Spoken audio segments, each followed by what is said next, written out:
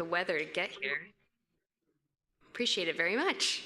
I'm Kat, for those who don't know me. I'm the RTAG facilitator, and I'm happy that you're all joining. Next slide, please. Okay, so just the notification of recording. This public meeting will be recorded. The MBTA may choose to retain and distribute the video, still images, audio, and/or transcript. By continuing attendance with this virtual public meeting, you consent to participate in a recorded event. If you are not comfortable being recorded, please turn off your camera and keep your microphone muted, or you may choose to excuse yourself from the meeting. Next slide. Some Zoom directions for our ASL interpreters. Our ASL interpreters today are Erin Foley and Nicole Sasson. The Zoom host will spotlight the interpreter's videos. In general, to pin someone's video in Zoom, find the person's video in the gallery. In the top right corner of the interpreter's video, click the ellipses, and then click the pin option. This will keep the person's video visible on your screen. Zoom directions for cart captioning. Our cart captioner today is Denise Gracia. To access, in the meeting's controls toolbar, click Show Captions. A tip is to click and drag the captions to move them where you want them in the meeting window. To adjust the caption size, in the meeting controls toolbar next to Show Captions, click the up arrow, click Caption Settings. Next to font size, move the slider to adjust the caption size slider. Next slide. And if any folks on Zoom need some technical help, if you have a technical question about Zoom or the features of the meeting, please use the chat function.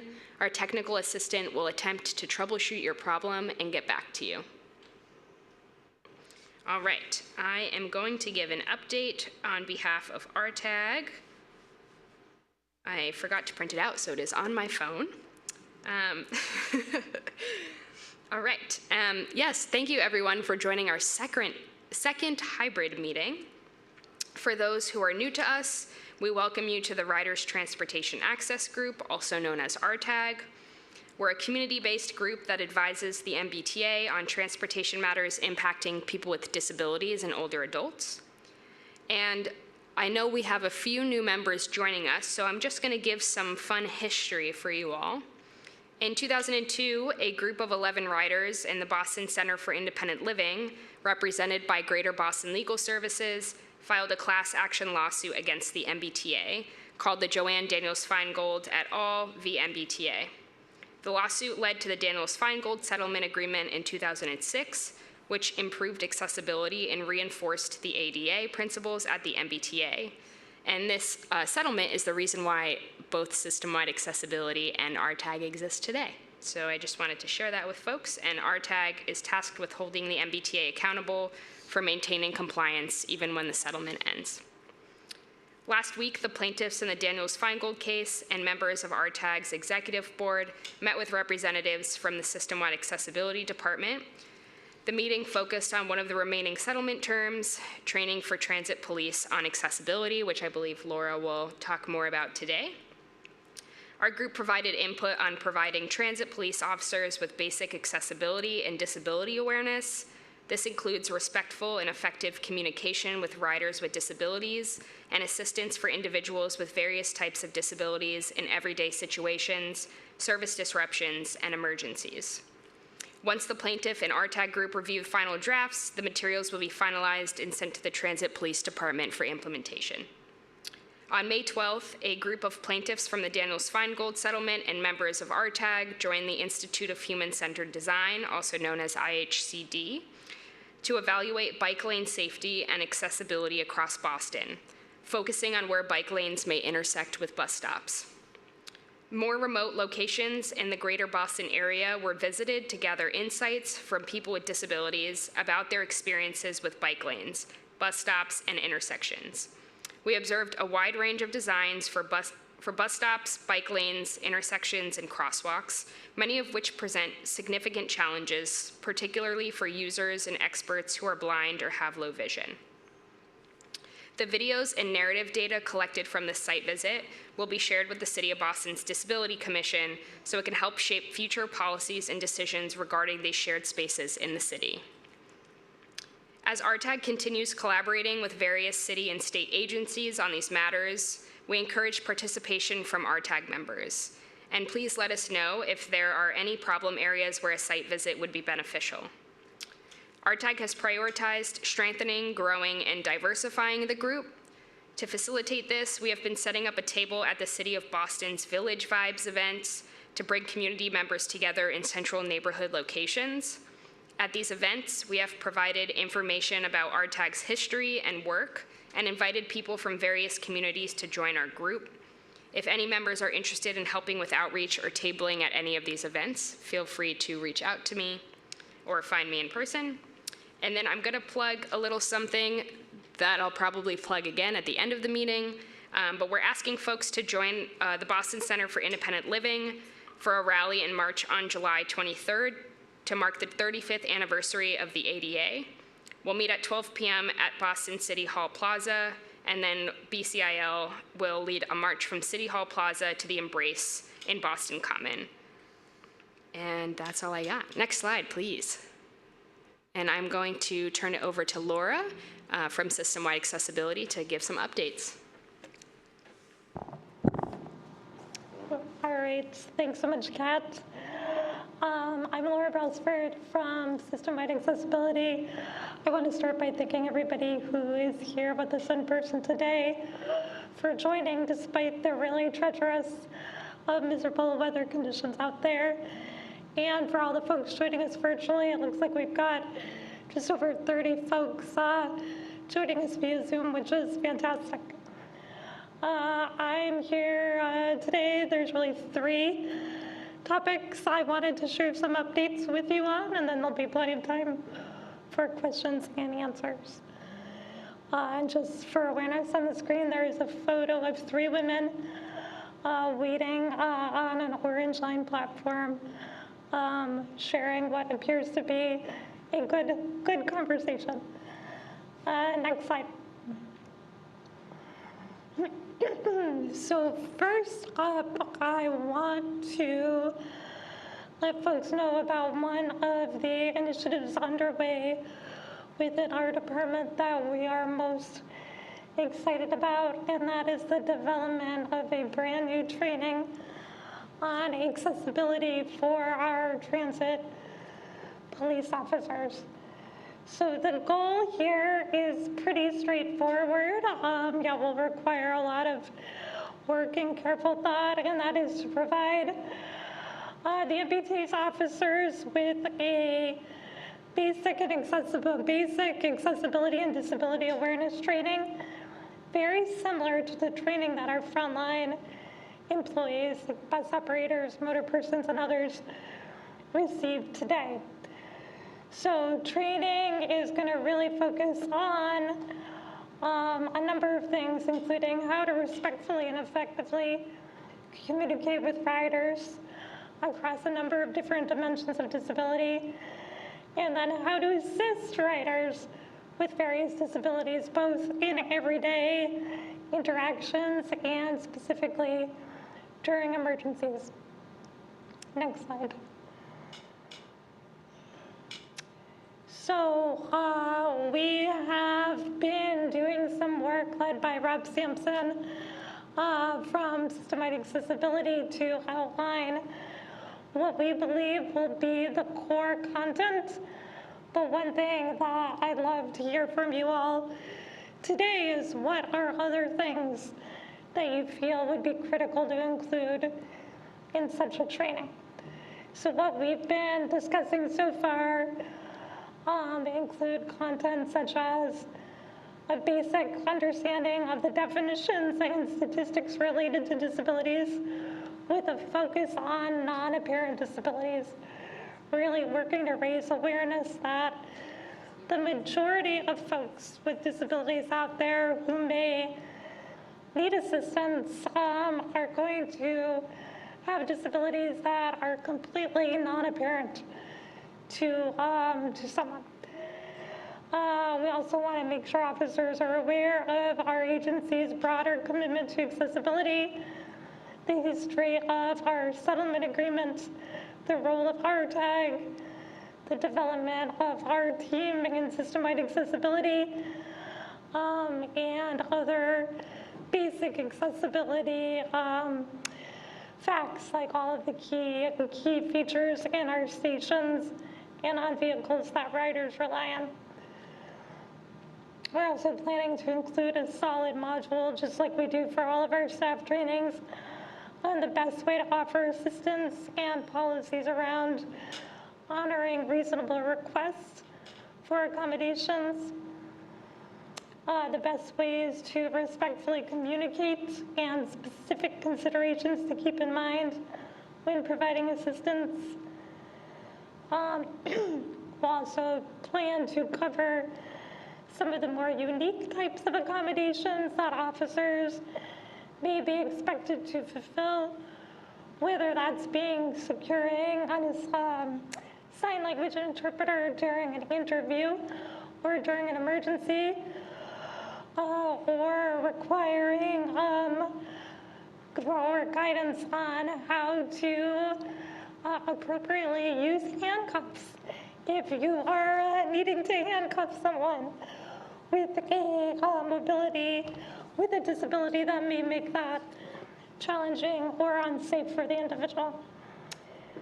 We're also going to cover basic MBTA knowledge, like making sure officers are monitoring for obstructions in the path of travel. So our officers, almost more than any other group, are out on the system every day, and they are really valuable eyes and ears for keeping out for obstructions that can be resolved. And then providing support during some more challenging situations, whether those be service diversions or emergencies. Next slide, please. So we had a really great meeting on the 14th, just a few days ago, with both the plaintiffs group and the RTAG executive board, and walked through these core topics and more, and got some feedback. In terms of next steps, we're going to take this feedback, build out some more nuanced content, and then bring that to a group of officers in their leadership for feedback. And then from there, we'll work on actually populating this training. And then with the goal of ideally sometime this fall, if not later in the year, issuing this as an in-service training for officers. So again, I would love when we get to the Q&A section to hear your thoughts on this. But for those that maybe think of an idea outside of this meeting, feel free to share them with us at any point. One of the easiest ways to do that is just by sending a note on email to my team by emailing accessibility@mbta.com. All right, next slide. All right, so Kat already covered a lot of this, but I did just want to mention that there is a lot of ongoing energy into continuing to raise awareness about some of the unique challenges to accessibility involving bike lanes. And system-wide accessibility has had the opportunity to take part in a couple great feedback sessions out in the field.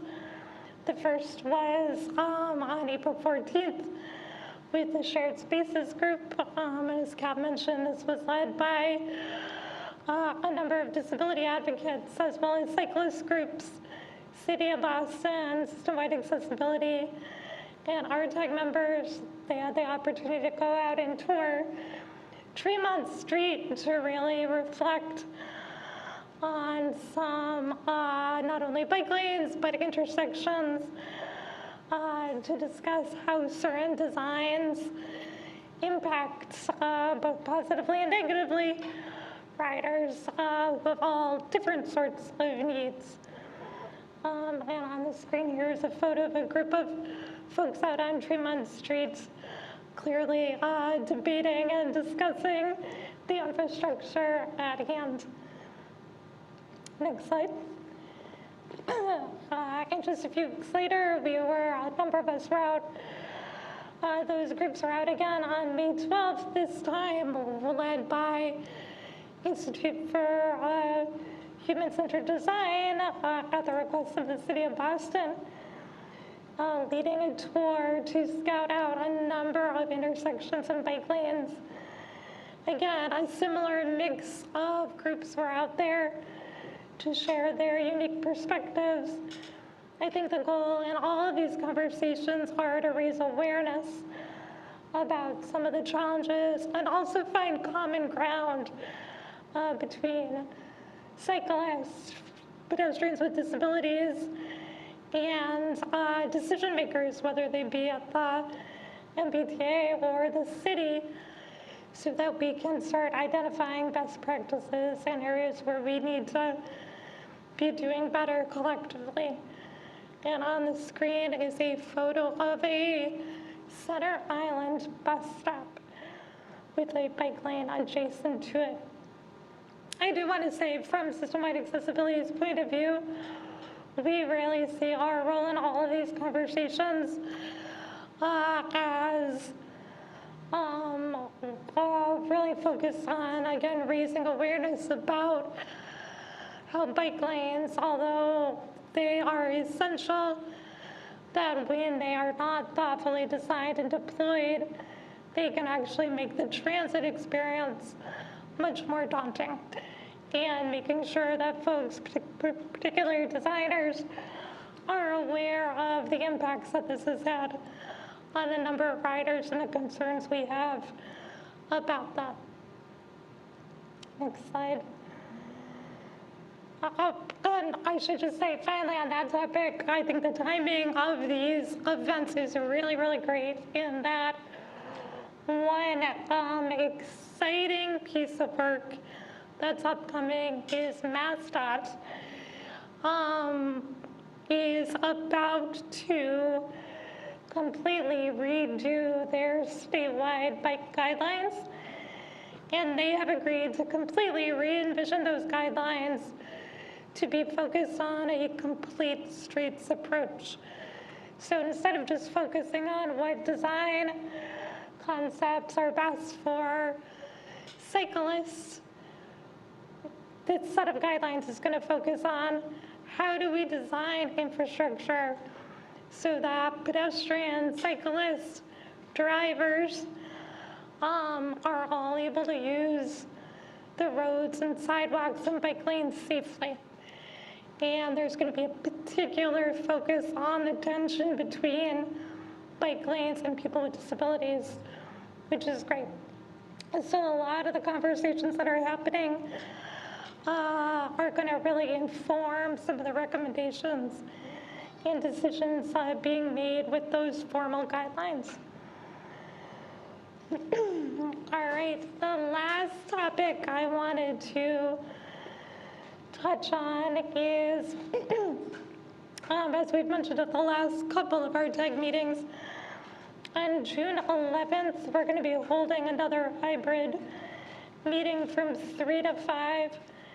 This one is going to be focused on the status of the Daniels-Feingold settlement agreement, which Kat referred to at the during their opening remarks.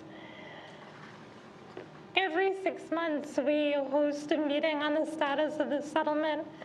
This one is going to be a little bit different in that Judge King, the independent monitor of the settlement, has signaled that he believes the MBTA is approaching substantial compliance with the agreement, which is an incredibly exciting milestone.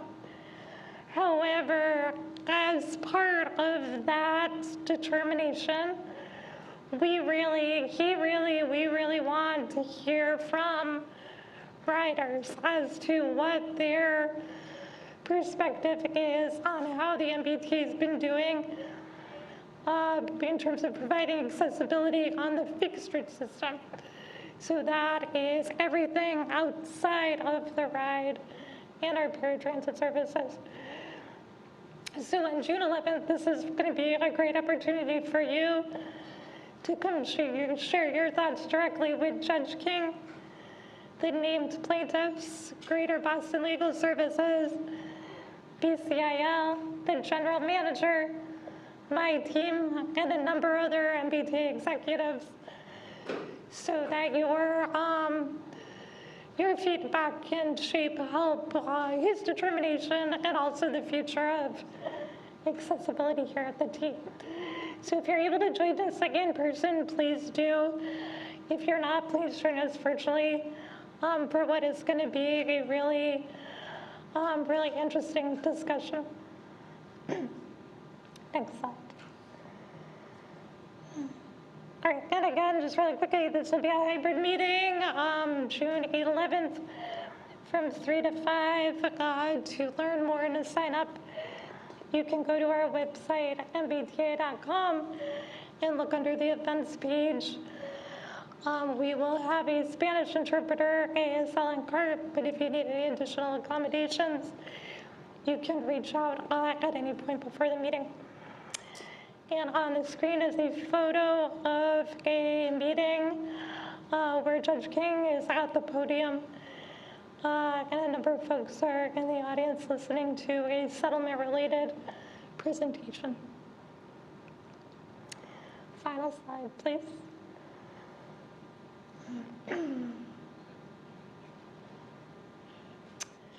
All right, and as always, I just want to remind folks that if you're interested in learning more about what's happening regarding accessibility here at the T, there's a number of ways to do that. The best in many ways is to join us again for that June 11th meeting, but you can also do, there's a lot of great resources that you can access anytime. We are about a week away from publishing our latest initiatives report, which provides a summary of all of the big accessibility projects underway. And you can get to that online by going to mbta.com/accessibility-initiatives. You can also sign up for a monthly newsletter by going to mbta.com/SWA sign up. And if you are ever out on the system and something does not go according to plan, and you have a question, a concern, a complaint, or accommodation, we really genuinely want to hear about it, and there's a couple ways to do that. You can call our call center at 617-222-3200, 3200, and that's 711 for anyone using TTY, or you can go online and fill out a feedback form by going to mbta.com and clicking on the support tab. Or you can always send us a tweet at MBTA. All right, so with that, I will turn it back to Kat for questions and answers. Great, thank you so much, Laura. So now we'll have our discussion period for system-wide accessibility. For folks who are attending virtually, in the Zoom controls, you can click reactions and then click raise hand. Participants can also raise or lower their hand with these keyboard shortcuts, Alt and Y or Option and Y. And for phone, participants calling in by phone can use *9 to raise hand and *6 to unmute. Next slide. And for folks who are joining us in person, please raise your hand or indicate that you would like to ask a question. Please wait for our assistant, Glenda and Safira, to hand you the microphone. And if you're using ASL, please stand if you can. We may ask you to adjust your location so that the online interpreters can have a clear view of you. Does anyone have questions? Yes, Don.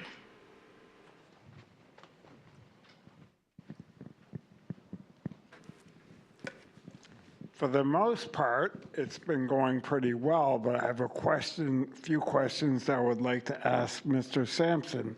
Often, often the buttons that you press that are supposed to light up on the green line don't light up for me, so I don't know if the operator knows that I'm wanting to board. Also, I often request the bridge plate at Charles to get off to deboard at Central. I need the bridge plate at Charles as often. It's very uneven there, but I'm asked by the ambassador, what station am I deboarding? And I say Central, but I do not need the bridge plate.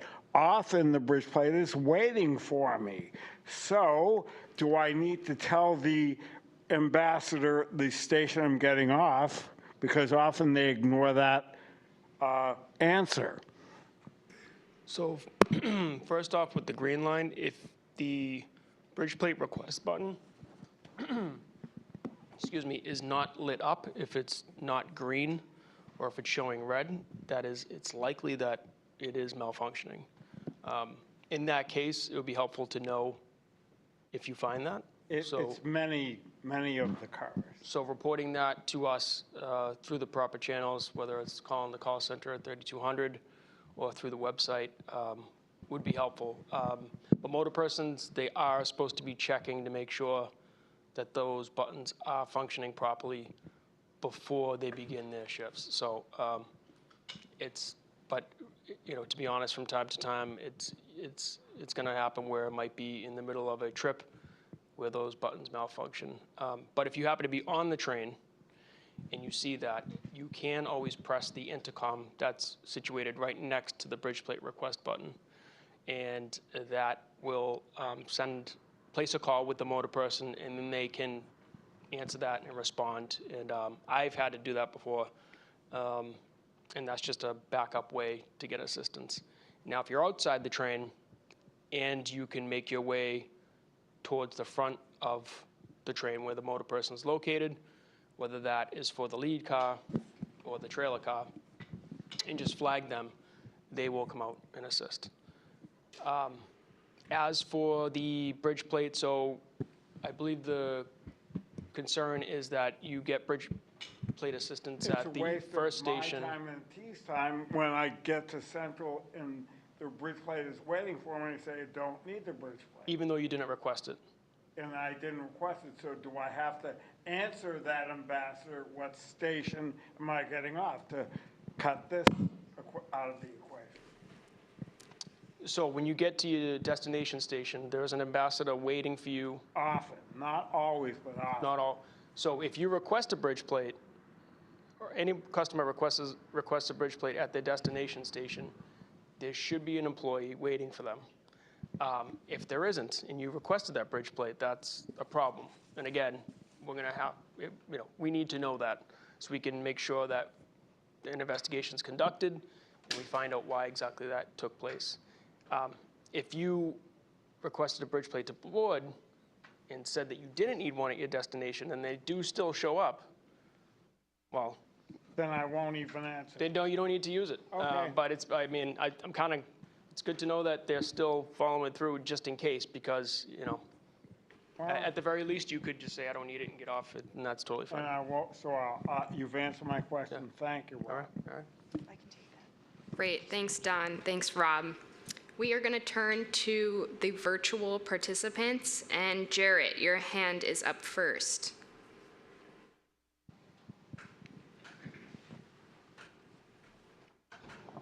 Okay, Jarrett, it looks like your hand was lowered. Do you have a question? No,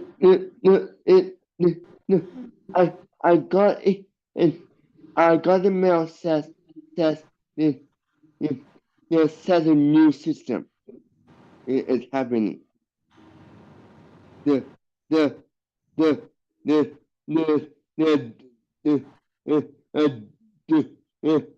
ride, the new system. The new software about on Yes, the ride? Yeah, when yes. we get to the ride portion, I think Michelle's going to talk a little bit about it. Thank you. Yeah, so then if you have a question for the ride discussion period, feel free to raise your hand again. Thank you. Okay, great. Thanks, Jarrett. Tom, you're next. Hi, I'm muted. Yes. Hi, I have a question for Rob Sampson, and also to Bill Wolfgang, who I'm sure is not present here today, but it's an accessibility question, and it's a maintenance question that's really kind of troubling me. It concerns the new red and orange line cars. I did put the complaints in. I did notify. I also let Tara know what was going on as well. Um, I guess the question is, why are we getting brand new red line cars, and a lot of the speakers and the locators are defective on them. Like for example, when I was at Alewife Station on the red line, I came across a car 19, I believe it was 1926, that had two speakers that were broken on that one. Only the inside speakers worked. And then 1902 was another one with one broken speaker on it because I think they have two external speakers per car. So this is still part of the same train set. So 1902 had one working external, one broken. And I believe on that one, the locator wasn't working on it. The steady locator that beeps, that tells you where to go near it. And then another time on the orange line, car 1416 had externals that weren't working, and then there was another one. I believe 1423. I think it was. I boarded that one. The speakers didn't work on that one, but then I went from Wellington back to Sullivan. When I got off at Sullivan, it then mysteriously started working. So it's like, so I kind of said to the motor person, there must be a loose plug or a loose wire or something that's going on this. So this is really concerning because they're supposed to be new cars, and I would think that the Chinese company that makes them is supposed to put these under warranty and either correct the mistakes themselves or have Bill Wolfgang look into what's going on. And I've dealt with Bill Wolfgang in the past. He's a nice guy and everything, and I'm sure we can have future discussions with Bill Wolfgang at the future RTAG meetings. And I'm just really concerned about that because system-wide accessibility, I know, worked very hard on trying to make sure that these cars were accessible as they could, and I realized that, and yet to get equipment that just malfunctions, I just don't understand it. We waited 10 years to get the orange line cars and almost as long as for the red line cars, and I would think that this long and this, I don't know, it just makes no sense to me. So I was wondering what your thoughts are on that, Rob, as far as bringing Bill Wolfgang into the discussion and everything. So Tom, if you haven't done so already, if you could send us some information about the trains that you found. I know you just noted a couple of the train numbers here, but if we could receive that through the call center. I That did would call be- today, so I put You the did? one in Okay. from one and the other from the other. So Okay. it's because I figured, I told the customer rep that didn't directly involve an employee. It was more of a maintenance type thing that I was upset about, because I did note to the rep that when you're actually on the trains, you could hear the announcements fine inside the car. The thing is that I want the stuff to work properly on the outside, so we don't have to have those annoying announcements in the station saying Orange Line cars now are boarding, which I've complained about, and it's not there, or it's already leaving. So having these accessibility features with the locators and all the speakers working, that should be good enough for us visually impaired users to know that it's actually in the station. We don't need the announcement saying that on the station PA system. Yeah, absolutely. I actually am seeing the complaint you submitted here. Yes, I mean, thank you for sending that over, and for anyone who's here today, please, if you could do the same, because obviously these trains are still very new, and Yeah. there have been other issues that we've learned of, not necessarily accessibility related, since the first Orange Line trains went into service several years ago. So it's very critical that if there are more serious, if you want to call them, systemic, equipment issues on vehicles, the quicker that we can learn about them, the better we can, the quicker that we can address them. I'm not aware of any specific issues that's causing these malfunctions. I will be seeing Bill tomorrow morning. I can ask him if he's aware, but nevertheless, we will be sharing this with him, this complaint, Tom, and we'll make sure it's looked into, and we'll track that just to see what the cause was, especially after hearing you say you've seen this on other train types. And in other occasions, and I also wanted to ask you if you can give Bill Wolfgang a heads up as far as when they put the Blue Line cars to a midlife overhaul, if they can put external speakers on the outside of those too, as a future thing for those. Okay, that sounds good. Thank you, Tom. Thanks, Tom. So thanks. And just for, Tom, I know you know this, but for others that may not know this, this is one aspect of operations that our monitoring program looks at very, very closely. Our monitors are out there on the subway cars almost every day listening for the quality of announcements. And although we certainly have noticed issues here and there with the new cars, as Rob said, nothing systemic.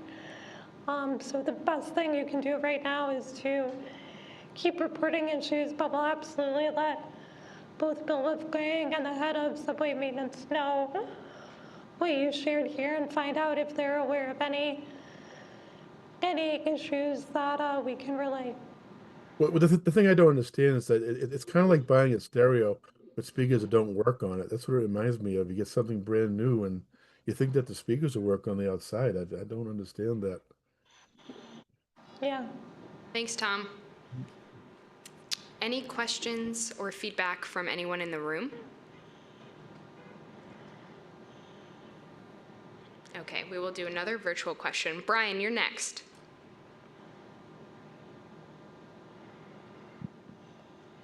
You are currently muted. Am I unmuted now? Okay, we can hear you. Okay, good. The question I have, okay, and I think it should come up in the when you talk about the ride and the paratransit is about what you're doing about Uber and Lyft having actual phone numbers so that if a problem occurs with somebody booking a ride, with the ride flex during off hours. And the other issue that needs to be seriously looked into is translation software within the Uber app and Uber and Lyft app, because sometimes you get these drivers who only understand Spanish or another language, and when it comes to transportation, that can be a safety issue. Thanks, Brian. I will let Michelle answer this question when she is done with her portion, if that's okay. Yeah. Okay, great. Thank you. Any final questions for system-wide accessibility?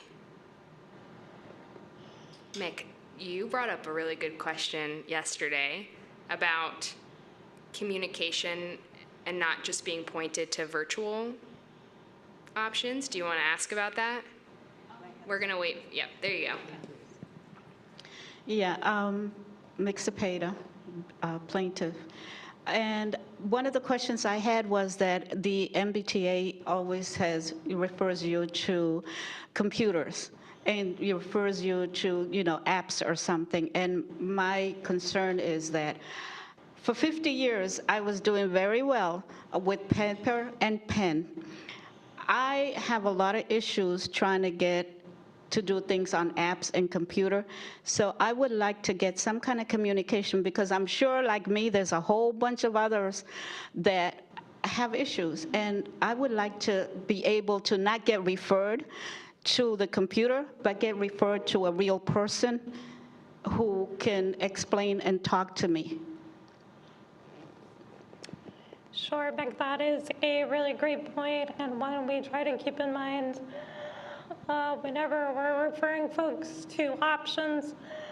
I think we've tried to do a lot of work here as certainly more and more digital options and website and app options become available, and making sure that we're doubling down on our human resources, if you will.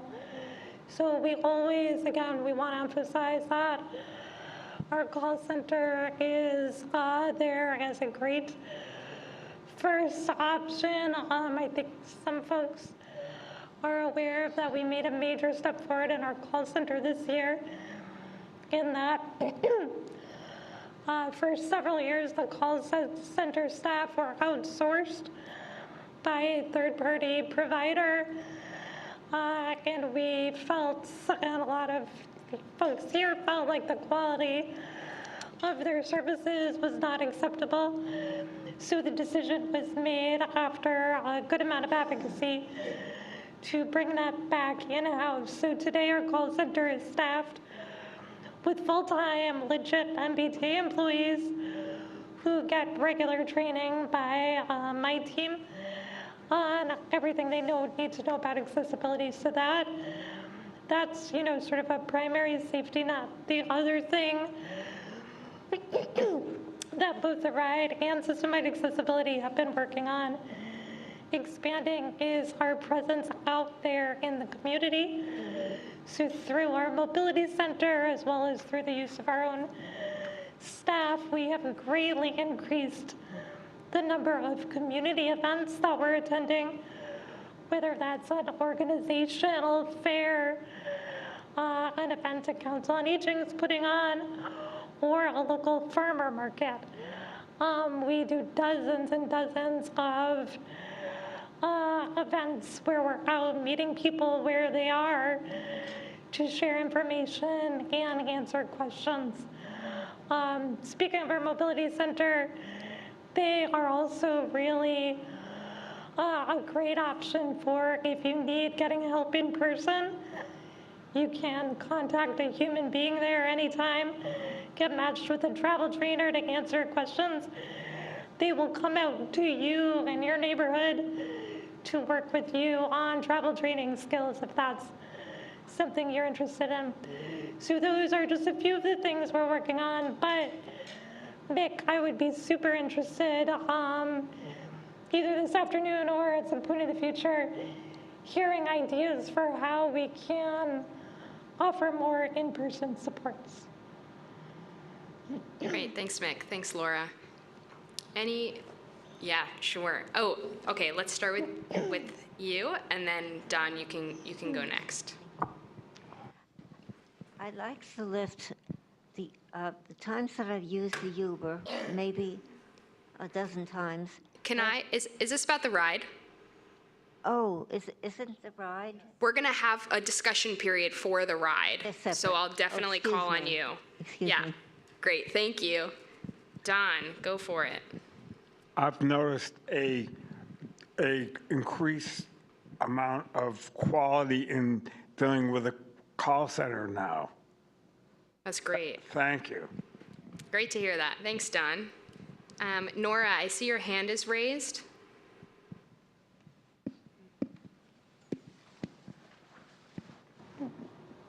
You are currently muted.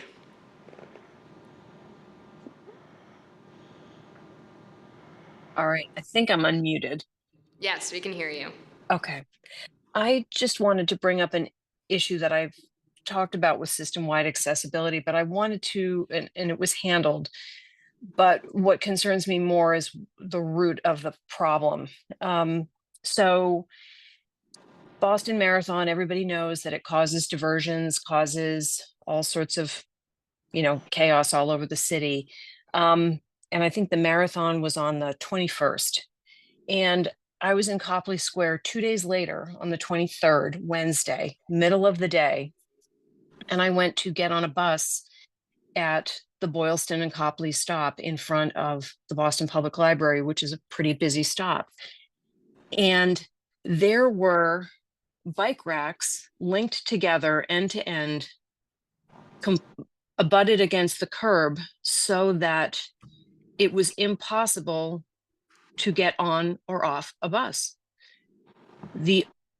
I stood there and watched people getting off the 39, and some enterprising soul had pried apart 2 bike racks so that there was probably a less than 1 foot wide space for people to squeeze through. And that's what people were doing.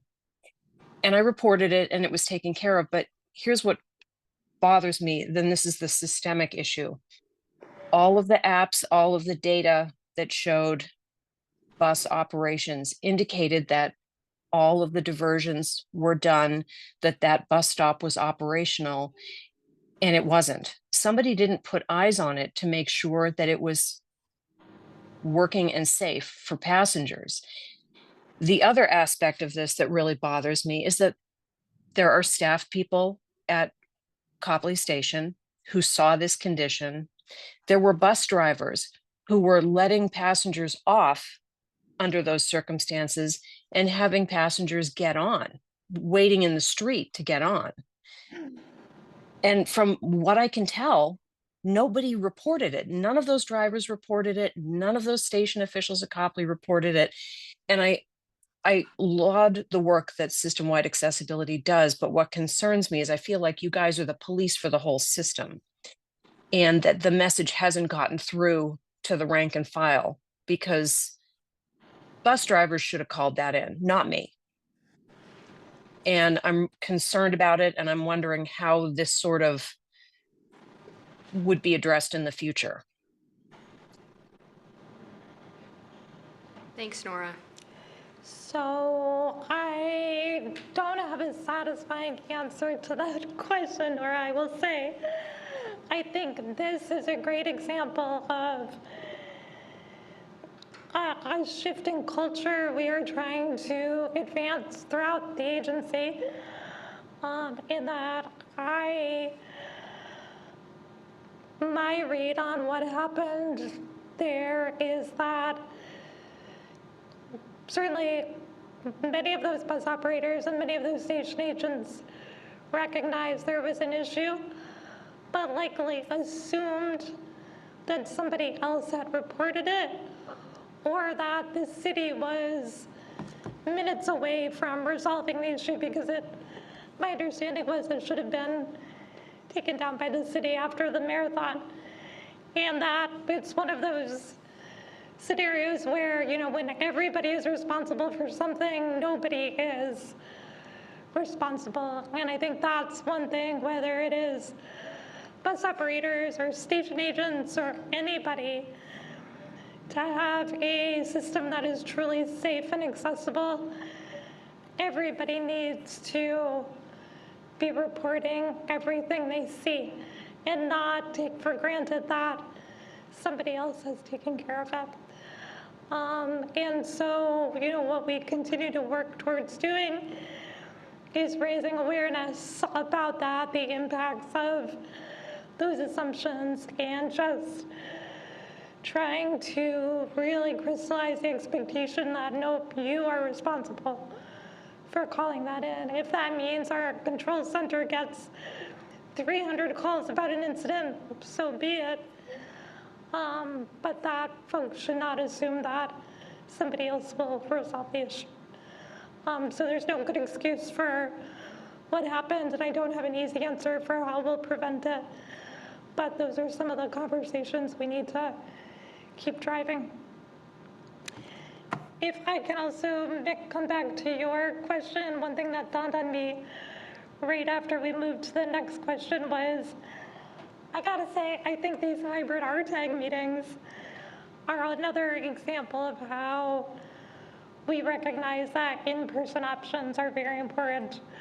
As recently as 3 months ago, the only way to get engaged with RTAG really was to join virtually.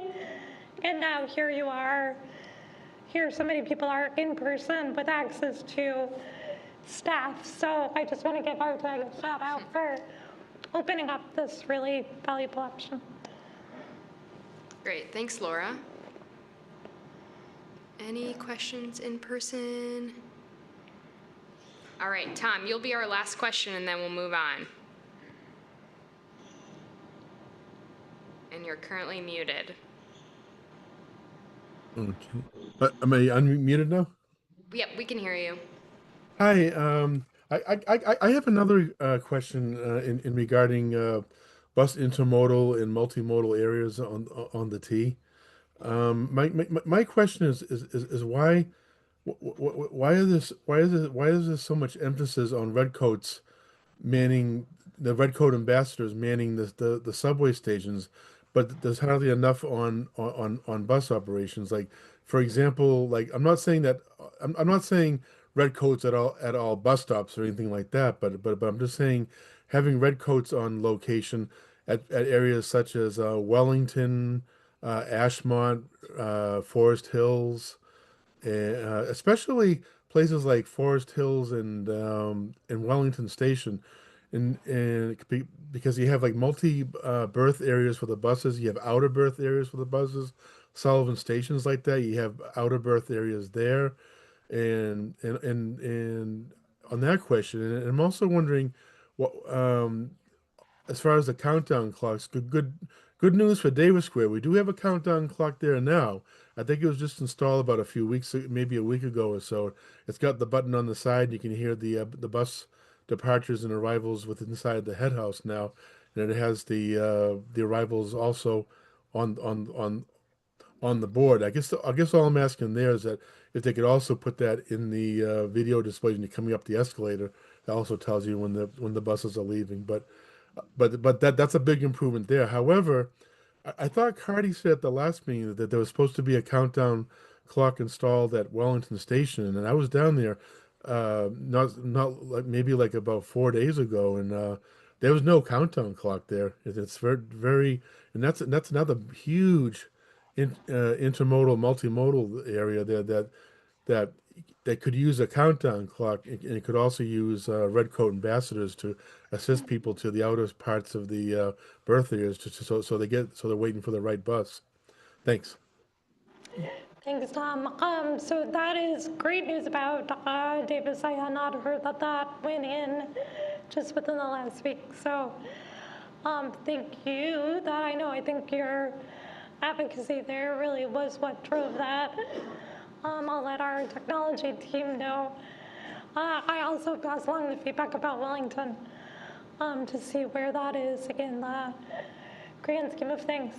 As for your first point about our transit ambassadors, why don't they have a more prominent role in some of our busways? Rob, I know you've got a lot of action back there already, but if you would talk a little bit about, I know at some of our bigger stations, they are responsible for certain posts within a station. How do we factor in needs at busways? Well, I'm trying to think here. We did factor in busways when we first evaluated which locations throughout the entire system are have the greatest demand for in-station staff, and that included pretty much every major busway in the system, including Wellington, Sullivan, Haymarket, and a number of others, Ashmont. But in total, though, I think we had in excess of 100 total locations, and what we had to do was really prioritize which locations kind of I think would be best, that had the greatest demand, both those that are in station, outside of stations, and busways. And we can't staff every location, and that's how we really decided that the only busway that where we could post a transit ambassador was Haymarket. Right now we have somewhere around 96 posts throughout the entire system that has a transit ambassador in place. But that doesn't mean we need to only keep those locations staffed.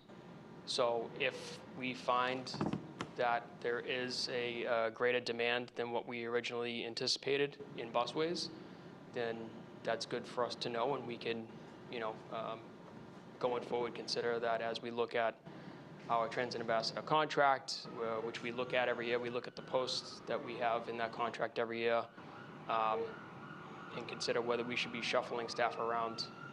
Right now, I'll be honest, we're kind of limited on how many ambassadors we can have system-wide, at least at the moment. But yeah, in terms of the ambassadors that we do have in stations, they're mainly assisting riders inside the lobby. They're checking platforms. They're checking pretty much all interior parts of the station, the public-facing parts of the station. They're also checking entrances to make sure doors aren't blocked, to make sure automated door openers are functioning, but they don't stray much, really beyond the outside of the station, including busways. But again, if we find that there is a need for assistance in busways, then that's something we could take a look at. But we don't get a lot of feedback on that. So I'm surprised about that because especially with the multimodals with out of berth busways, like again maybe Sullivan's not the best example because they do have crosswalks there, but Wellington's very I think it's very dangerous for a visually impaired person when they say, well, to get to this place, you can either take the 134 or the 104 or the 107 or whatever. So how do you safely find those birthdays for one thing, when you don't have a countdown clock to tell you which one's leaving, and then you always have to rely on a bus driver to tell you. It seems very like chaotic and disorganized. If they just had an ambassador to assist and say, hey, just grab my arm and I'll guide you out to the outer berth busway or the berth area up that way, and I just don't understand that. So Tom, I think it's great feedback, and I think so, periodically we revisit what the priorities are in terms of staffing posts for those ambassadors.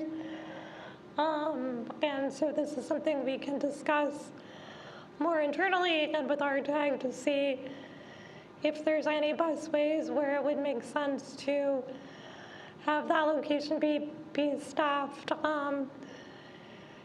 As for right now, at least it would likely mean we would take that post from another station location because we are limited in the number of locations. But I think it's really, really great feedback. Thank you. Thanks, Rob.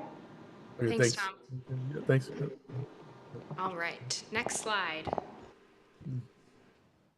I am going to pass it over to Michelle, the Chief of Paratransit Services, to give updates for the ride. Thank you, Kat. Thank you, Laura. I appreciate you coming out. I know it's pretty nasty out there. Hopefully it will be better when we head out. I enjoyed the in-person or hybrid meeting, and it was fun to at least get to know and chat with a few of you here. I really enjoy doing that. I will, if we can go to the next slide.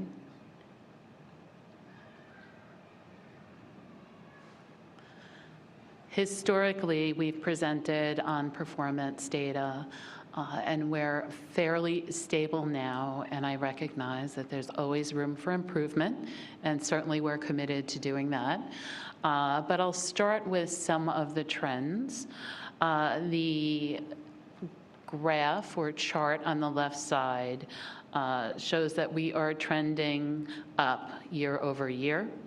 April of 2025, we had, it looks like it, no, okay. We had 18,000 trips over April of 2024. And to the right side there, we have broken out the trips by dedicated service providers and non-dedicated service providers, and shifted trips, which are the orange in the middle. And again, you can see an upward trend Generally in the spring and the fall, March and April were fairly high. If we can move to the next slide. This first chart here trends on-time performance for both 2024 and 2025. That's the chart on the left. April was 94%, which is 2% above April of 2024, and continues to exceed our on-time performance goal of 90%. If you look at the chart on the right-hand side, we also track pickups that exceed 120 minutes, and our goal is for that to be 0, which is what we achieved in March. Unfortunately, we saw a slight uptick in April with a total of 6 trips, 2 of which were due to a brief software disruption, and I believe 2 were weather-related. We are focused on dropping that back down to 0. Go to the next slide, please. This slide is regarding call center performance to the left, and I hope that you are experiencing what we're reporting is our average speed of answer or call hold times are at 0.30 for the month of April. Our goal is 2 minutes. That 0.30 translates into seconds, which we're very proud of. If we look to the right, the chart on the right trends call volume, and April was exceedingly high. Over 100,000 calls were addressed by RTAG. Go to the next slide.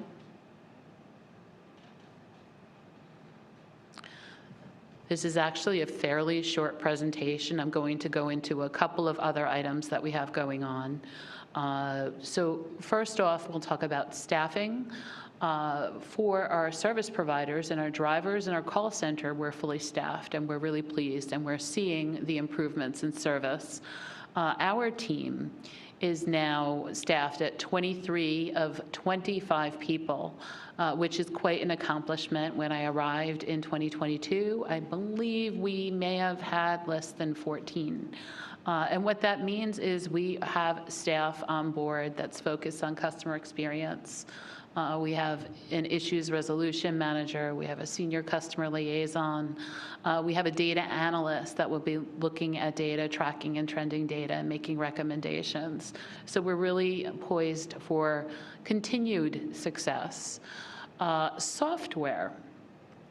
We've announced in December, late December, just before Christmas, potentially after Christmas, the award of new transportation management software. The company is Spare. We have a fairly ambitious timeline for launch, and we're looking to launch new software at late summer. And some of the things, I know it can be frustrating and it feels like a long time, but I just wanted to talk to some of the things we are doing. We had a few demos with RTAG subcommittee, and we believe we're going to be in a position where we can deliver a demo at the June RTAG General, and there's a lot of excitement around that. What that brings is improved management tools for our customers, a lot of self-service tools. When I hear concerns about tracking vehicles, there will be a mobile app. There will be an online portal as well. What we've done to prepare for this is we have an outside party undergoing accessibility testing of the software. We have had Spare staff on site a number of times that works with our team, our providers. We have had our drivers perform live testing. And I think we've done this at least 8 times, where the drivers are driving vehicles and driving routes and using the software loaded on their tablets. Reservationists, dispatchers, schedulers are all using this software, as well as safety and even the general managers. Everybody's getting hands on this software to make sure they're comfortable. We will be developing a robust training plan and some internal resources for when we launch. Let's see here. We have engaged support from the corporate IT team to help us with this launch. And we are working on user acceptance testing. And RTAG subcommittee members know that we will pull you in for that, and we're getting very close there as well. Other items that we're working on are developing communications, pushed notifications to our customers that could be web, email, phone calls, mailers, seat drops, to let you know what's coming and what to expect and to prepare for it. That being said, I would ask or remind you to update your contact information and your preferences, and you can do that through the Mobility Center. Another thing worth sharing, because I think that sometimes those stats are a little dull, is 2 of our team members, myself included, went to the APTA conference in Austin. And I really think that that's a great opportunity to connect with peer agencies, to collaborate on some of the challenges and developing solutions together. But you also walk away with a lot of excitement about technology and some of the innovative initiatives. We've also performed some site visits. Vegas, I mentioned at the board meeting. They have an incredible mobility center built out. Again, I know that they have a lot of space. It's in an enormous warehouse, but it really inspired us to take a look at what we could potentially do at the building at 200 Newport Ave at the North Quincy Station. Let's see. Income eligible and reduced fares. I just want to touch on this. Because we're looking at enrollment, this was something that was rolled out, I believe, in the fall of 2024, and encourage folks to reach out to the Mobility Center or online to see if you're eligible for either the senior reduced fare or income eligible reduced fares. And I think I have covered, oh, I see the Quincy facility up there. So I mentioned it briefly for the Mobility Center build-out. We do now have TRAC relocated to the 200 Newport Avenue building, which is accessible by the Red Line. It's at the North Quincy Station. Our team relocated last week, so we will no longer be in this building, but we will still be available and participating in these meetings. I think it's an opportunity for us to consolidate operations and to improve how we communicate among the groups. And then the last piece is the Mobility Center, which is pretty exciting, and we are working internally with the Capital team on what our vision looks like for the build-out, which will be on the ground floor of that 200 Newport Ave location. I anticipate a question. I took some notes. Is it fair if I jump ahead to the question about Uber and Lyft? Or should I wait? No, go for it. Then we'll go through instructions. So what I heard was frustration about how to connect with Uber and Lyft. For the time being, if you self-book, if you book in the app, you have to submit a complaint through the app. And I understand that's frustrating. But what I can share with you, and David had to step away. David had administered the RideFlex program for a long time. Shared with me that they are working on new accessibility options that will be released soon that will include phone lines where you can contact them directly. So that's the first question. I did take some information from 2 of our customers or members of the public here, and I'm committed to following through and have shared that information. And to be fair, one was a concern about excessive charges on Uber and Lyft, which we will look into, and another was an incorrect passenger being picked up. That we take very seriously, and we will investigate that. We refresh drivers regularly, and we also are exploring options with the new software where we could better identify customers. And yes, it sounds outrageous. Some of the experiences anecdotally that I have heard are often it's a day programs where there are multiple ride vehicles and multiple customers being placed on the vehicles. And that's certainly not an excuse, but we're looking at ways we can make that easier to correctly identify both the vehicle and the customer. Sure. I'm speaking on behalf of my sister, who is in a wheelchair and blind. And we use the ride to do, do recreational things, go to the movies and so forth. Do you mind just holding off for a microphone? I notice our interpreters can't hear you. The microphone helps me too. Yeah.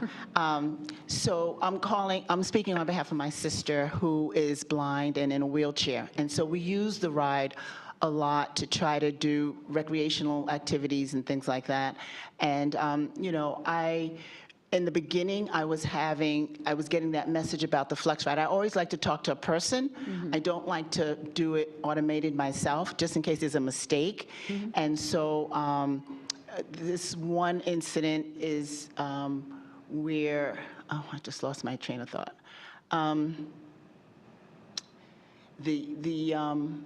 The incident you were talking about with the ride, the wrong person. Oh, that was the question. Do you all check the cars that the people are using to pick up people? Because that was one incident. The car came, it had an odor like gasoline, and I kept saying, "Is your car all right?" And he didn't understand me too well. His native language was not English. And then he didn't bolt her wheelchair in the front as well as in the back. So I was concerned about that. The other issue was they picked up, like you mentioned, the wrong person at her group home. Instead of picking up my sister, again, I place it not just on the driver, but also on the house, the staff, who did not check and see who he was supposed to be picking up. Because when he came back from taking the wrong person, he showed me on the phone, and I just said, yes, that's me and my sister, but it's too late for our appointment now. The other thing was, I just lost my train of thought again.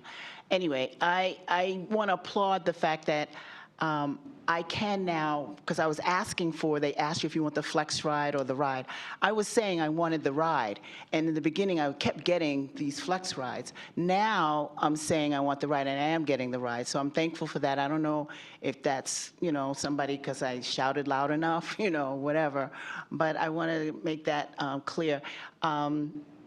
Yeah, just to making sure that the people who are riding the vulnerable population, disabled seniors or blind seniors or blind persons in general, that they can speak the language enough to communicate with you.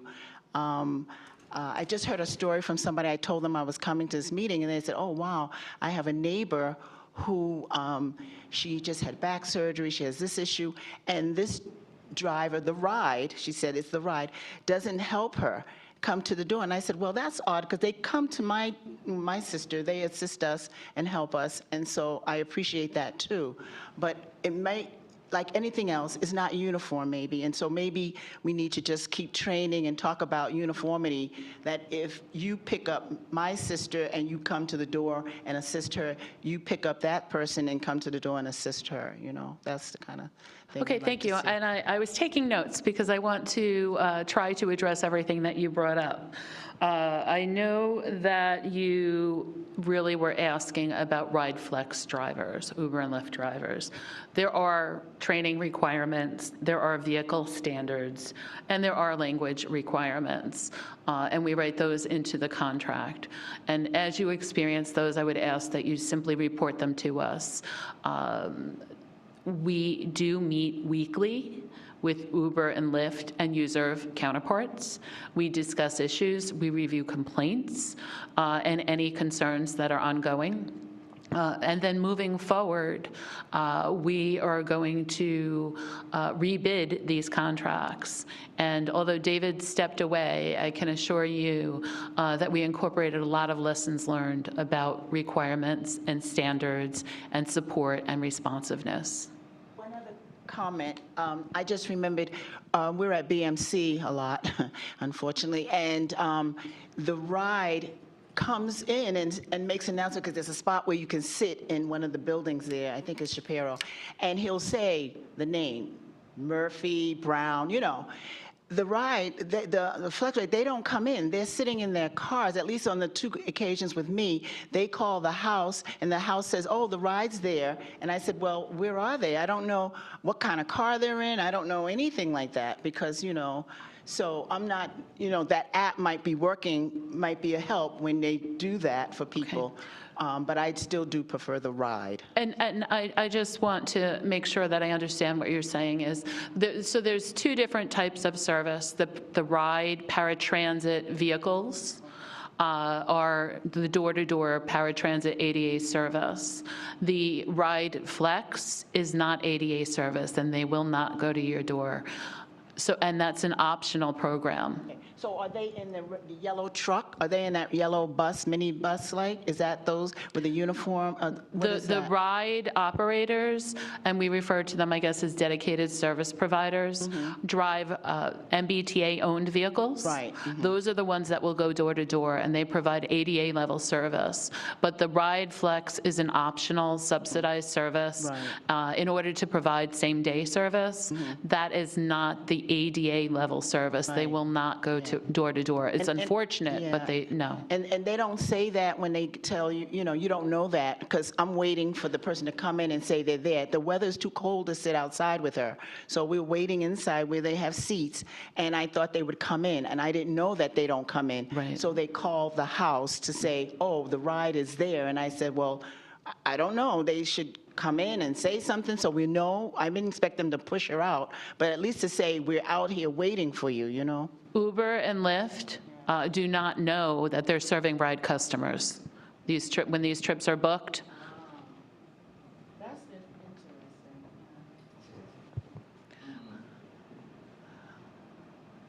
Thank you, and we will follow up offline on the concern that you shared with me. I have your contact information. Great, thank you. And I know, yep. Thank you. I think that this opportunity to tell you our concerns is very valuable, and thank you for doing that.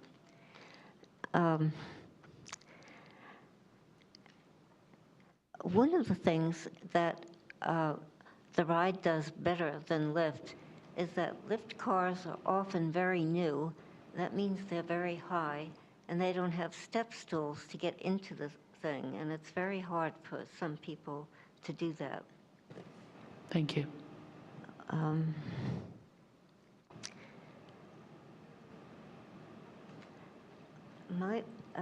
With the issue of the Lyft, it's very hard to contact them online. They say, we're not available for this, or we don't do this, and it's very hard to get any, oh, thanks. It's very hard to get any really pertinent information, and then they will even say a line on the internet, we don't do this, or something happens and you can't go any further. So it's been a little difficult, especially when it involves money. I understand. I certainly understand your frustration. I think everybody here has, at some point, wanted to speak to a person and tried to fumble their way through a phone number. I understand your frustration with Uber and Lyft, and I hear that that's a common theme. We are committed to connecting with them regularly. Once this phone number is identified and pushed out, we will be certain to communicate that to all staff here. I would also ask, and I know you've been trying to connect with them, submit a complaint through the MBTA customer service, and then we can escalate and we can make a point of addressing that in our weekly meetings. Thank you. Thank you. Mick. Yeah, I find that the service is very, what's the word? It's not straight across the board the same, because as human, as humans, if you do a Uber, I use a Lyft or an Uber because I was told I don't qualify for the ride. I don't know for why, but I was told I don't qualify, so I use Uber and Lyft. And they do have a program for seniors where if you are enrolled, not in the regular one, but in the seniors, you do get, there is a better service where people do help you in and out and they help you carry stuff. So I can only talk about my experience with the Lyft and the Uber, not the ride, because I've never actually, been on the ride. But my community, I have a lot of young ladies who are, I think the youngest one is just turned 80. And they use the MBTA on a regular basis, and they do use the, the ride as well, although they qualify, but they don't really want to. And they had a lot of previous complaints. Since I haven't used it lately, and I don't know how they're getting along with it now, but they had a lot of complaints about not arriving on time or having to go around for 3 or 4 hours inside of it before they got to their destination, and a lot of times they missed their appointments. So kudos to the MBTA buses in a whole, and not so much to the ride. So I would like to ask questions regarding that. Has the service improved to the point where now you're not on a ride for 3 hours, or picked up 3 hours before your appointment because you're just running around, or like that kind of stuff? Happy to answer your question. Can I ask you when they experienced these delays? So the last one actually was 2 weeks ago. And she had a lot to say about it, and she said, at the end, I just went and took my bus. Well, that's certainly disheartening, and if I could, I would ask either they submit a complaint or that you share information with us that we can investigate. Because what I was going to say, which is also why I share those trends, to show you where we are now as compared to where we were last year or even 6 months ago. The challenges in the past were related to driver shortages, and the challenging hold times were related to frontline call center shortages. In the spring of 2024, we renegotiated wages, an increase in wages to our drivers and to our call center staff, and we're now fully staffed. The issue that you relayed to me 2 weeks ago, I would be curious and would be interested in investigating, because there are certain situations where there are delays that could be related to weather or traffic or a customer no-show or redeployment of a vehicle. So I would be curious about that incident in particular. But yes, the service has improved significantly. Great, thank you. Put her in touch with us. Laura, do you have that screen up still? Oh, thank you. Okay. Give me a second. Will you tell me who's next on the screen? I think it's Brian. Brian, go ahead and unmute yourself.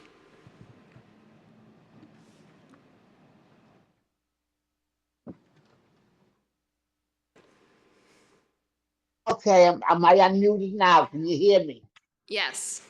Okay, you talked about earlier, okay, about how things are being worked on to get, about things being worked on to make things more accessible in the app, and how you things and how you're working on maybe telephone contact to these companies. You know, can I say something?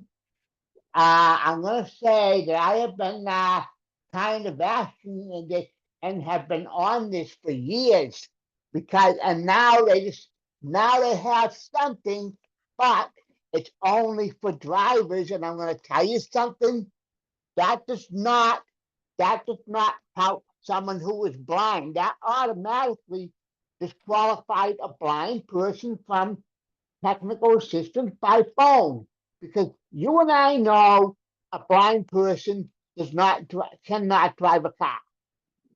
You and I know that.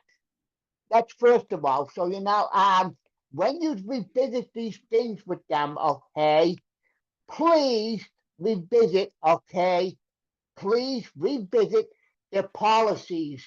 And if there is anything discriminating going on in their policies, put a requirement in the contract that they have to eliminate the discrimination in the policies.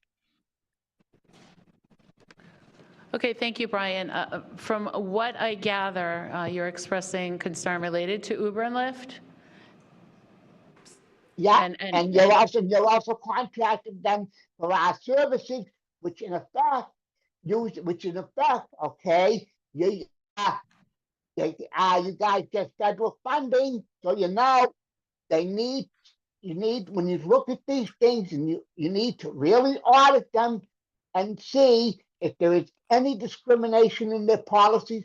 If there's any discrimination in their policies, that needs to be addressed as part of the renewal.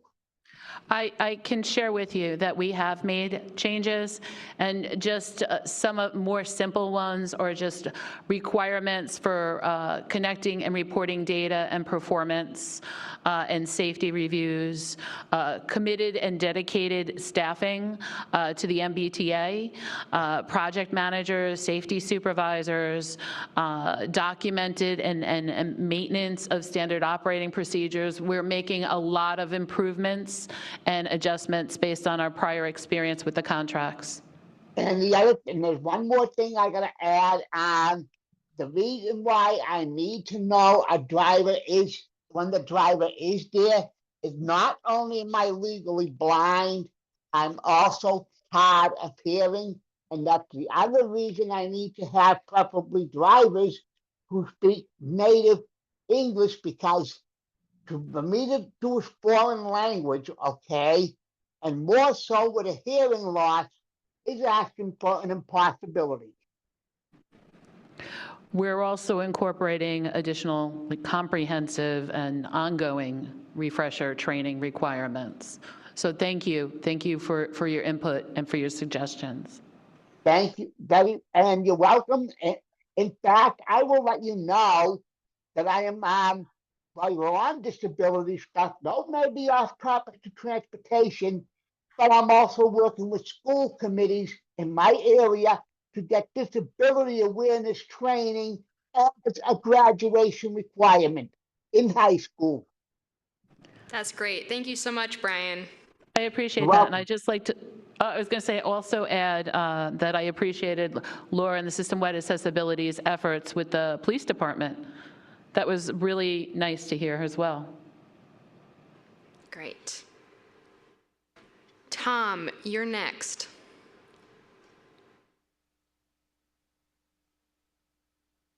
I'm unmuted. Yes.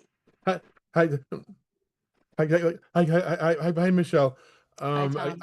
I am what I wanted to go back to people getting in the wrong ride cars. I just wanted to comment on December 14th, going from the Scores from North Station. That happened to my friend Mike and I, because Mike receives the ride, and I was going as a guest rider, and Mike and the ride driver, not the ride driver, the Lyft driver asked him for his name, and he said Mike, and I thought we were getting in the right car when we got in the car, and I thought we were going back to Somerville, and so I finally asked the driver, "So where are we going?" And he goes, "Oh, we're going to Dorchester." I'm like, "Oh no!" And then I mean, good thing the driver had a mellow personality, but he was like, "No, I was supposed to pick up the so and so," and I said, "No, that's not us. I think we're in your wrong car." And so all said and done, we finally had him drop us off at Broadway on the Red Line, and we went on the Red Line, got back to Davis that way, and went back to Somerville. So I just want to emphasize that is a problem that's going on with Lyft and Uber drivers not being, what do you call it, proactive, and saying, are you the person that I'm picking up? they're just kind of like just saying yeah to whatever. You know, they're not really like making sure that you are the right person. I understand and I hear that. And separately, I can tell you that my college-age daughter ended up on Bleecker Street in New York instead of Newark Oh, no. because, so I can certainly understand that. We are working internally and we're exploring possible software solutions or enhancements that will help us identify customers and drivers. We're not there yet, but we recognize that there are some challenges there. And we do refresher training. We do remind those drivers how important it is to ensure that you have the right customer. On top of that, there's disciplinary action taken as well. So we're aware that there are some issues, and we're actively looking at how we can improve that and or potentially eliminate those issues. Yeah, I just wanted to say too that as newer people to the T team, I think you and Phil really get it as far as what we're talking about. So just as a compliment there. Thank you. Thank you. Appreciate that. Thank you. It's a good time to say thank you to my team who's sitting back here patiently as well and online. Appreciate all the work that you do. Sorry, I'm trying to get in the meeting on my phone. Did it drop? Laura had to leave. Oh, I didn't even see her go. Sorry to interrupt. No problem. Thanks, Tom. Okay, it looks like Leah, you're next on my screen.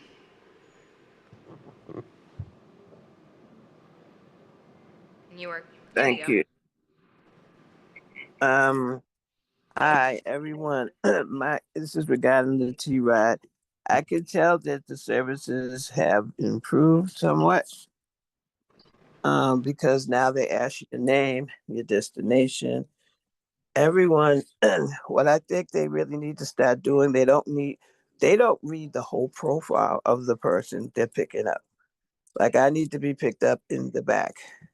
They don't read it. Like today, he didn't read it. Most of them do read it.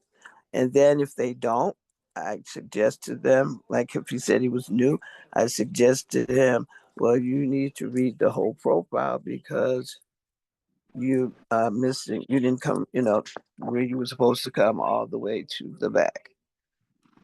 And also, when you sign up for the T-Ride, they don't offer you the flex plan at all. And I feel like they should do that.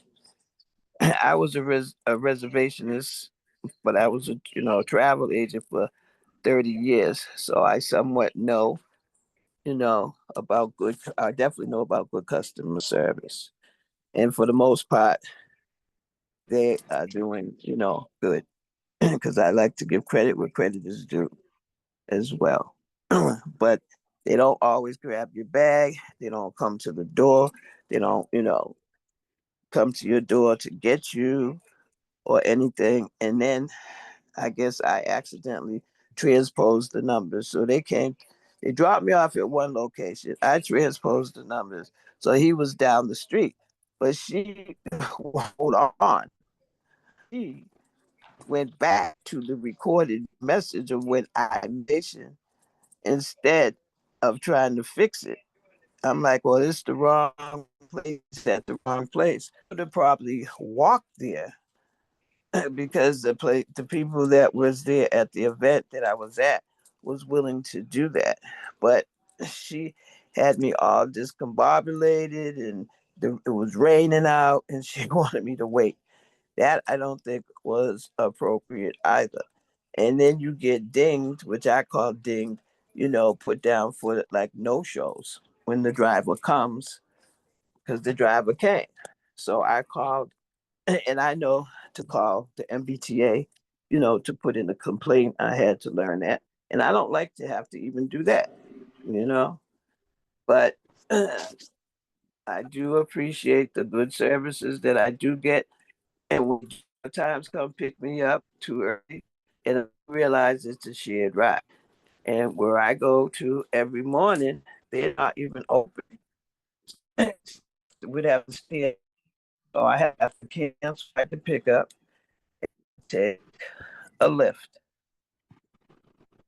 So I'm glad that I even have that, I'm able to do that, you know. So I'm appreciative of the Lyft and the Uber, but they should definitely have a contact number where we can reach them. And I think I heard that y'all said they are working on that, or there's going to be one, because that doesn't even make sense when you are booking, getting in these cars and stuff, and you can't even contact the people. Because I left my cane in one vehicle, and then I had to pay. They wanted me to pay $20 and all this nonsense and go get it. It was just crazy. It wasn't worth it. Buying a new cane was less.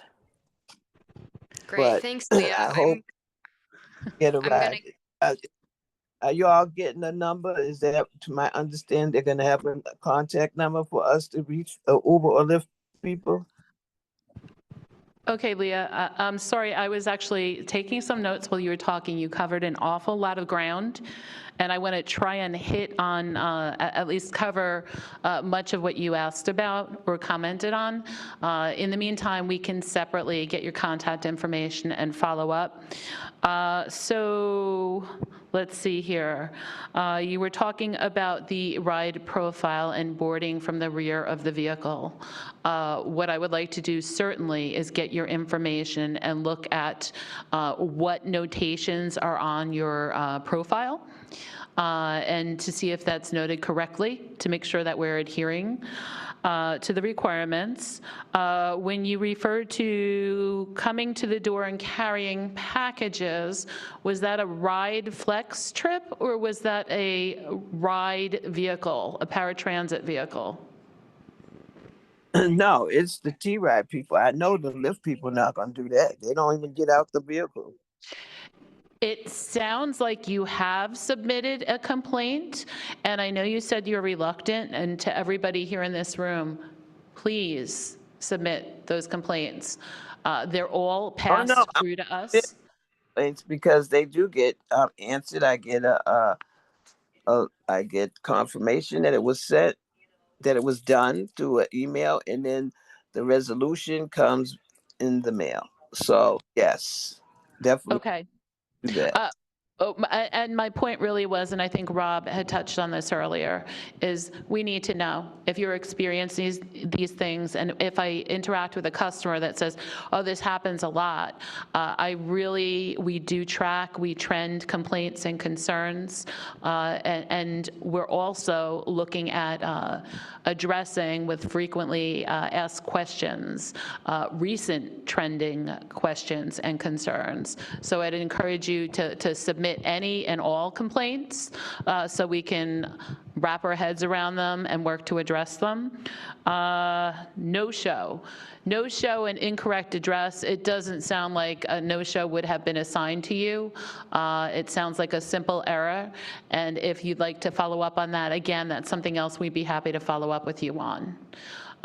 Then lastly, I don't think it's least, but the other one was phone numbers for Uber and Lyft. And we are getting to that point. They've announced that they're going to be doing that. And just as soon as I'm aware of when they'll be made available, we will share them with you. Thank you so much for listening and addressing, answering my questions. Thank you. Thank you. And keep submitting those concerns. And commendations. If ever you do have a nice experience, it's always wonderful to share that with the driver, our providers, and even our team. That really makes our day. Thank you. Thanks, Leah. Adam, you're next. I just want to acknowledge a couple things that have happened on weekends over the past month and a half with Lyft. I've been using Lyft regularly, and the first thing that happened was I was picked up in Cambridge on April 13th at a restaurant that I go to frequently, and it was raining. While we were driving, the roads were not paved properly, and my driver hit a pothole driving his girlfriend's car. After this ride, I got charged for $150 in damage because of that. And that's never happened to me before. And I was shocked, but I knew that the driver had needed to get the car repaired because I got notification the next day.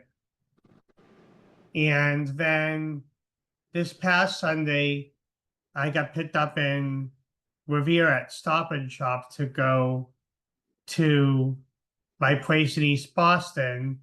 It took almost an hour to get home. The reason why this happened was because there was an accident and the main road to get where I needed to go was closed. So Lyft kept asking, do we need to get assistance? Do you need help? It should have not taken an hour, but that was the reason. There was an accident that closed the road. Thanks, Adam. You're Adam, welcome. I am concerned to hear about a charge to your account for a pothole. And if you could share that information with our team, I think that that's something that we should bring up with Lyft. I think that would be useful to know. I wanted to bring it up because it's never happened, and plus, it was initially a flex ride, but I wanted to address it. Thank you Who for do I sharing send the that. receipt to? You can submit it to the customer complaint phone number. You can call it in or you can email it, but we will be on the lookout for it and work to address that with Lyft. Sounds great, but I just wanted to bring it up. I know it got taken care of. I just wanted to acknowledge that anyway. Mm-hmm. Thank you for sharing that with me. You're welcome. Thanks, Adam. You're Jarrett. welcome. Jarrett, you're next. I have a question for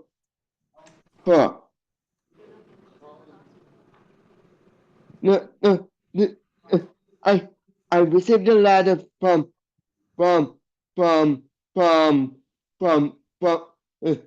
MBTA says still have a new system.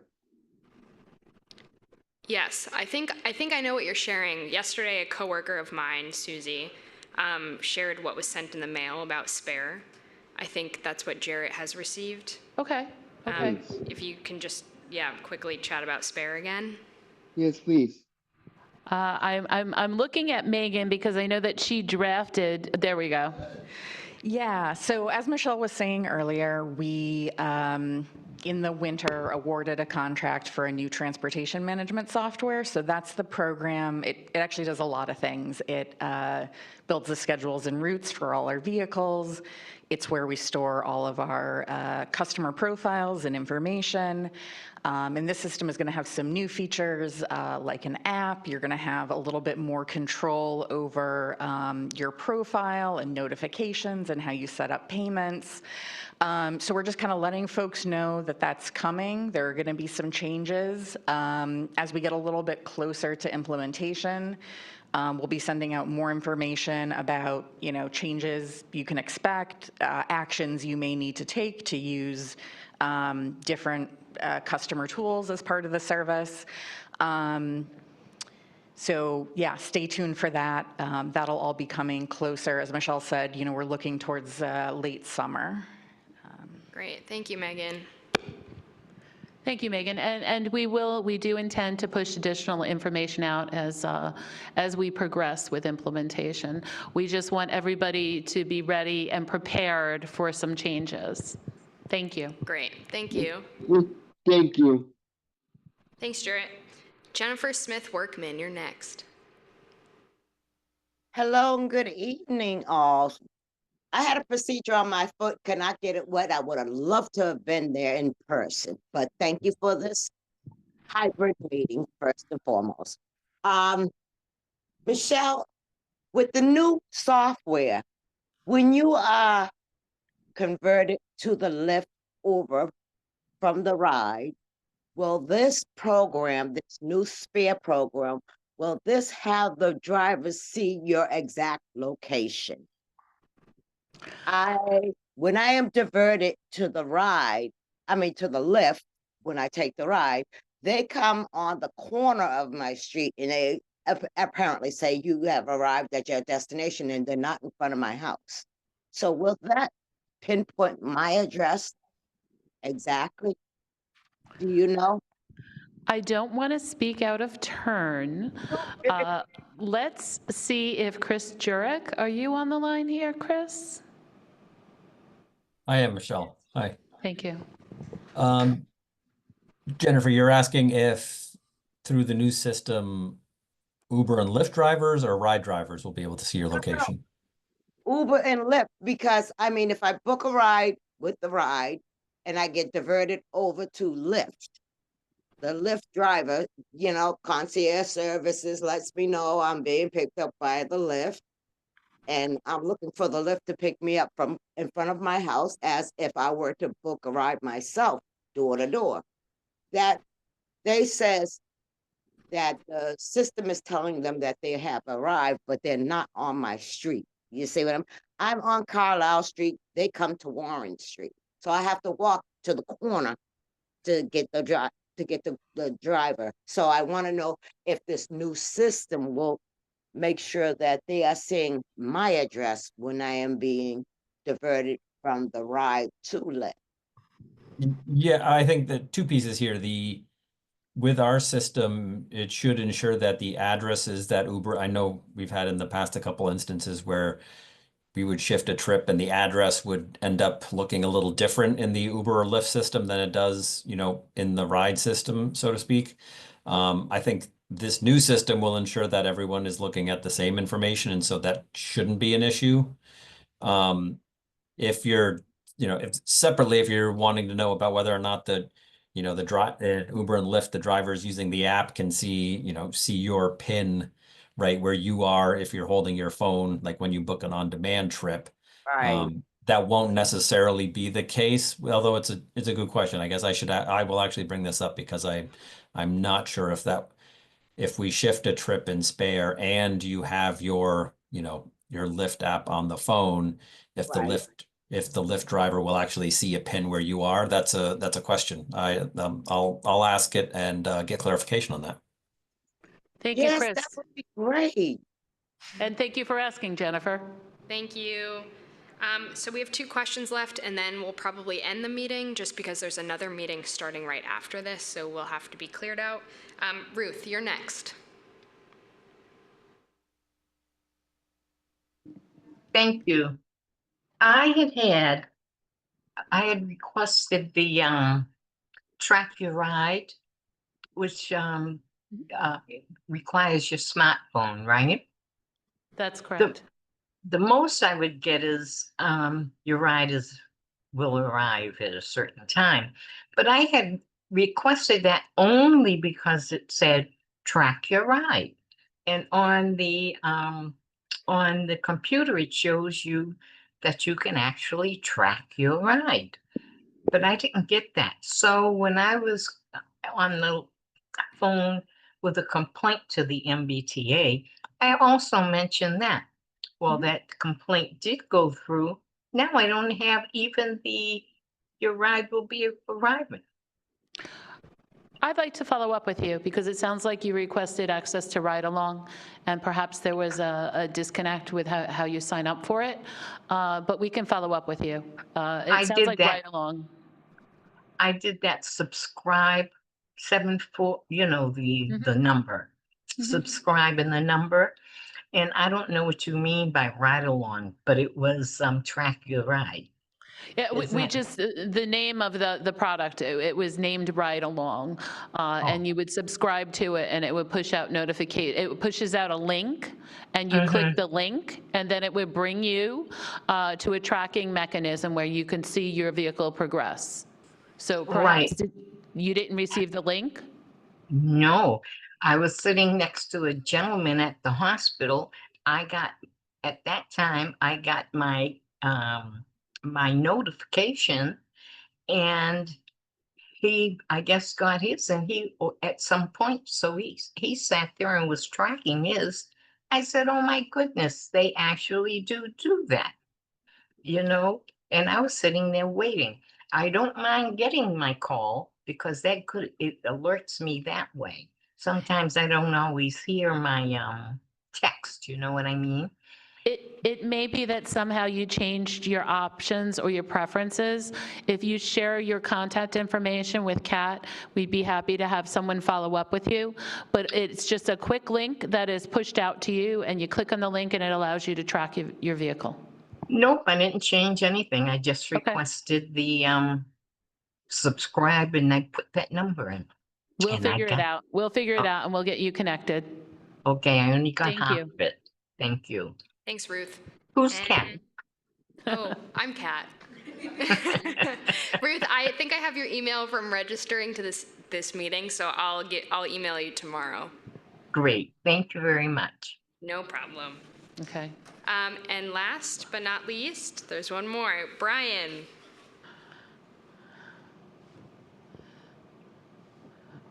Or Brian, if your your hand, turn. Okay. your hand might still be raised from earlier. Okay, so did you hear me? Do you hear me now? Yes. Okay, I know, Michelle, you said last meeting you'd like to get my contact information. Mhm. When I told you about problems I was having with booking Uber rides and how the app sometimes acts very glitchy. So you're saying that the Uber app was glitchy? You were having trouble with the Uber app? Yes, and before the last meeting, yes, I was having trouble with the Uber app and booking MBTA specific rides. Because sometimes the app, okay, would act glitchy and would not give me the right thing, okay, and give me the let's say, okay, you have to have on the business profile. I have MBTA as my primary and my personal, and then my secondary, my personal pay method for the $3. Well, sometimes when I'm in the area, okay, and I go to switch over and I book a trip, okay, the app acts glitchy and got reversed to the regular. I hear you, and I understand that you're having trouble with the app. And I believe you said that you shared this at the last meeting. Brian, do we have Brian's contact? Yes, Brian, I can contact you tomorrow. Yeah. I Okay. think Sharon normally follows up, right? We could have Sharon from our team follow up with you and talk you through. I Go ahead. had a couple. Thank you. Yeah, I was just gonna say a couple of things as we investigate more that you may want to try. One is making sure that your app is up to date. Sometimes those updates don't always happen automatically. And if you haven't already, do please report it to Uber. We can pass on complaints as well, but ultimately it's their app. They do the maintenance on it, and Oh, I know. have better insight into what's going on with your account. Thank you, Yes, Megan. oh yeah, I need yes, I need so you do have my contact information to follow up with me tomorrow, correct? Yes. I will. Thank you, Brian. Okay, so it's 508-265-5099, correct? Don't share your phone number on public meetings. Yes, yes, I will. I'll contact you. Thank you. No problem. Thank you. Okay, Kunthia, can we skip through a few slides? Oh, yes. Keep going. One more. Okay, great. Thanks, everyone, for joining us today. We are dropping the link in the chat to sign up for the RTAG newsletter if you haven't yet. And upcoming meetings and reminders again in June. We're actually not going to have an RTAG meeting, so we'll have to wait for your presentation in July about SPARE. Happy to do that. It gives us more time to prepare. Great. But we do have the Judge King semi-annual settlement update, which again will be really great for you all to be there, and really important information will be shared. And then I'm plugging the ADA 35 rally. We will be meeting on June 23rd. At 12 p.m., we're raising the flag on City Hall Plaza. Oh, this is the first time ever they're raising a disability pride flag. So be there, or else. 12:30, we'll march and roll to Boston Common, and at 1, we will rally at the Embrace Monument because we know our rights are under attack, so let's be there. And that's it. That's all I got. Thanks, everyone.